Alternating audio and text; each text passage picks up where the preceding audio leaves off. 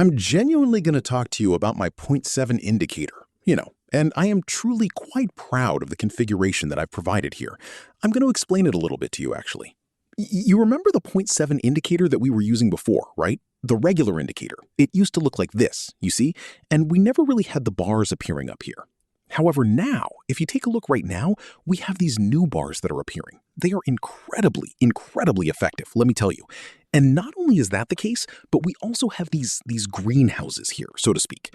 When we end up taking a position, we are entering right here because we're entering based on the vector rings. When we're going to reach the top, they're going to tell us it's a bit messy, 20. It wasn't quite strong enough, that 20. Look, now you're coming back down. You're descending onto the middle part of the indicator. You can see this is the trump, because everyone is going to be killing trades all day long. And I truly think that this is a really good way to demonstrate my indicator to you. What I've managed to create, I am indeed very proud of it. I know I've said that already, but for the past 3 days, I've achieved a 95% win rate. I just need to look at what she said, that your business, it's actually a crazy child.